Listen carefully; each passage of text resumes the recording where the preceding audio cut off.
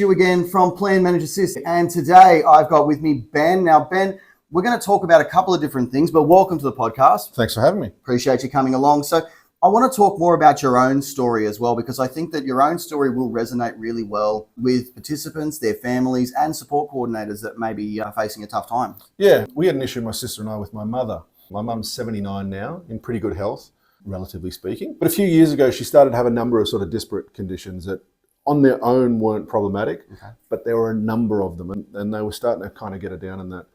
And then we got a diagnosis in the end, but the problem we were having was just keeping track of everything. You know, lots of specialists, lots of different doctors, medications, diagnoses, and you're like, hold on, is the thing she's got because of this diagnosis, or it was tricky to sort of manage everything. And then mum's not the most reliable narrator. Right? Okay. So it was a little bit difficult. I mean, she only lives a couple of minutes away from me, so we're there all the time.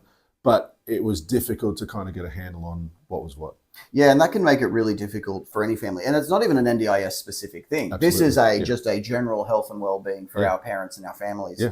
And so then what happens after that? So you've got these diagnoses, you've got an unreliable storyteller in mum. Yeah. So then what do we do? We got a reliable diagnosis. So that kind of helped. And one of those things was AF. And it was back in 23 and she had COVID. Okay. And then we thought she had trouble recovering from the COVID, but it kind of went on for a bit and the GP caught things. So that was good. We got lucky there. But that basically started us with getting the right diagnosis and getting a geriatrician involved and getting different support services in place.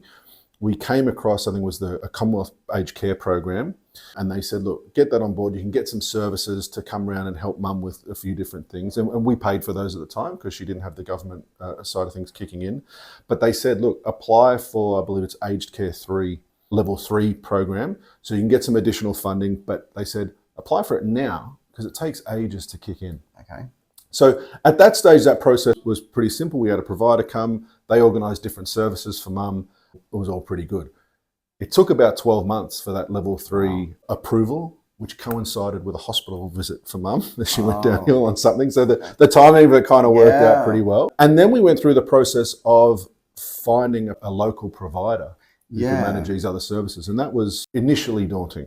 Yeah, absolutely. And there are a lot of parallels for the story with your mum and with your family in relation to the aged care system, as there is with the NDIS, where it takes time for processes to be approved. It does take time to get the right paperwork, the diagnoses. All of those parallels are there. And then the next step being finding a reliable provider. When there are so many providers out there, it would be near impossible to know as a participant or as a support of a family member that's needing these supports, how to find the good ones. And that's the thing. There are just so many advertising. How did you then find a good one? There was an organisation that basically provides a number of different options for you in the area. We used them. They gave us a number of different providers in the area and we interviewed them. We had them around with mum. Mum's able to participate in these type of things. She might not be able to sort of organise it, but you might talk to her, you wouldn't know she had an issue a lot of the time. And we met with a number of these providers and you kind of take a gamble. Yeah, you have to do a bit of a vibe check. That's exactly what I was going to say. It's absolutely a bit of a vibe check. And then you kind of take the punt and assess and monitor as you go. And that's essentially what we did.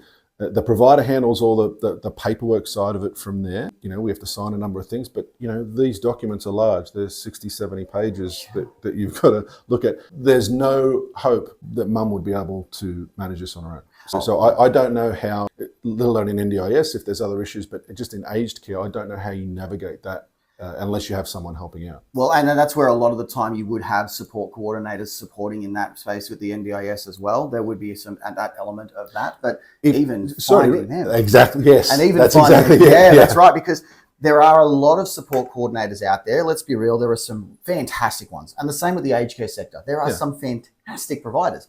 But as you said yourself, Ben, is that finding the right one can be very difficult. And so in terms of taking the punt or interviewing, you said you were given that list, but did you also do other background checks of trying to find feedback or trying to find reviews of these providers? Well, in the end, we went with an organisation that is part of a franchise. And I didn't understand that franchises were I didn't understand that a lot of support coordinator organisations are part of franchises, but they do seem to be. Yeah. This was news to my sister and I. So we had that side of things. Reviews were tricky because that can be kind of tricky to get information unless you know someone that's using that particular service, which we didn't. So, you said vibe check to to start with. But I was going to say that because it really was a vibe check. We met the provider in the interview with Mum. We had some follow-up questions. He answered those. And we spoke to a number of different providers, but it really was just a bit of a gut instinct. And Mum's sort of view, Mum was happy with everyone. But my sister and I kind of went, right, well, we're going to go with this particular organisation. And so far, so good. It's worked out very well. Well, I mean, great that it's worked out so far. And I guess what it would be is that, yeah, you do that vibe check. You try to get to know who these providers are that are providing that care. And I guess what you said before is the wanting to trust the people that you know that also use them, but unfortunately in your situation, not knowing anyone. That really then puts the onus on providers to be able to give heartfelt recommendations of one another. Those that can actually then turn around and say, look, I know that these 3 or 4 are worth talking to, and actually give them a go. And again, then you're down to you still doing your vibe check there. But at least having that extra backing of saying, well, if I trust Steve and Steve's telling me that these 3 people are worth looking at, that's going to make it that little bit easier moving forward to go off that. And again, that really then empowers you as providers or as other participants or not. Word of mouth is still so highly valued as feedback and as support for other providers that, as Ben was saying, Google reviews can only give you so much. Social media can only give you so much. You're still going to have to be able to say, well, look, this is who we are, this is what we do, but this is our ethics and values, which I think then comes through in that vibe check as well. And so everything's worked out well with Mum now at the moment, so everything's touch wood. So far, so good. Our hope and dream is that the one particular support provider in particular doesn't leave. Because Mum loves her, and I say to my sister, Mum's living her best life now because she has this lady come around and help her out with different things. And they go out for walking. Mum calls her second young mum. Because she kind of whips her a little bit, which is what's needed for my mum. But that rapport between support and participant, or support and, in this case, mum, is just magic. And it really is so good when it does work out really well, that it can form that really lasting bond, that there is still that professional relationship, but there is that element of friendship that comes with it, and companionship that is there. And so, Ben, I also want to then go, we talked a bit before, you mentioned before about having the issue of juggling those appointments and juggling those things around and those supports. And so, I mean, I know that you're a man of IT, so a little bit of IT there. So how would you go about solving something like that? Because I can imagine a lot of participants are out there struggling with this as every day. Yeah, as my sister and I were. Our challenge was, I work for myself. My sister has a job that kind of takes a lot of her time, a bit of a high pressure job. And so we couldn't have Mum go to her appointments on her own all the time, though she could physically do it a lot of the time. She wouldn't ask the questions that we needed answered. Right? Yeah. So really, my sister or I would have to go to these appointments, which we could juggle time-wise. But then it's a case of, well, one of us has gone to the GP, but then we've got to follow up with the specialist, and that person can't go to the specialist. So where's all that information sort of going? Yeah. So we're texting each other, WhatsApp, Messenger, email, sending photos of scripts and different things. And it was just a pain in the bum.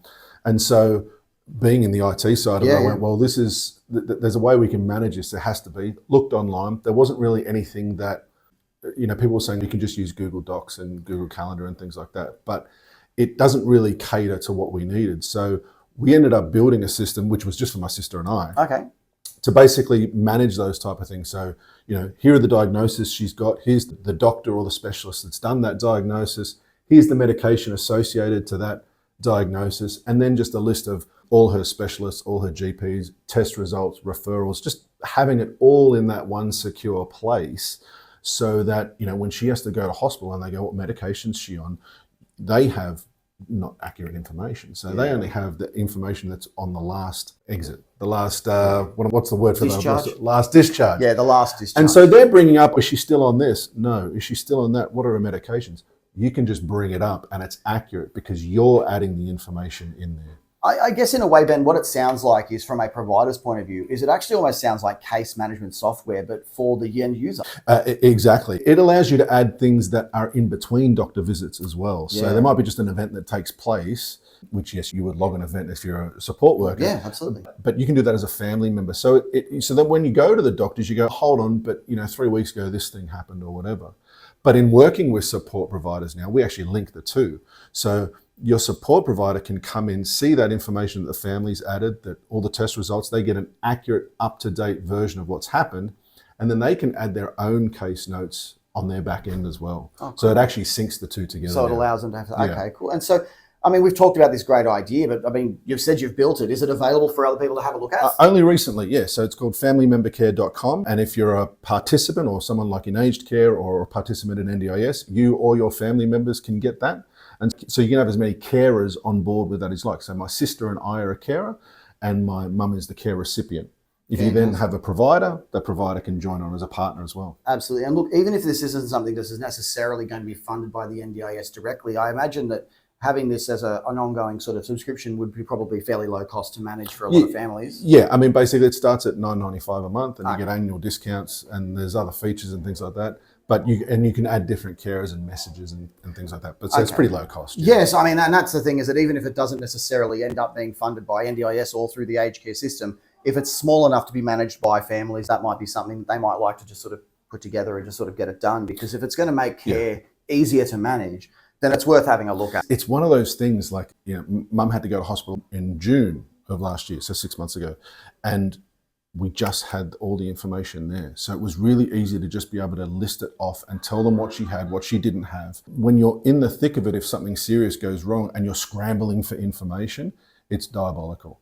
And so having it all there just creates a lot of peace of mind. Absolutely. And you said you can have multiple family members, multiple users being able to access it. So it's not even just on one sibling or one child. It's the whole family can contribute. Correct. So you can have an administrator and then you have a bunch of different participants that can look at it, or carers that can look at the information and add to it. And so Ben, so lastly, I know we did talk about the website before, but how can people contact you if they want to know more? You can go to the website at familymembercare.com or I'm on LinkedIn at Ben Lenzo. Thank you so much, Ben, for coming in. Really appreciate your time. Thanks for having me, Stu.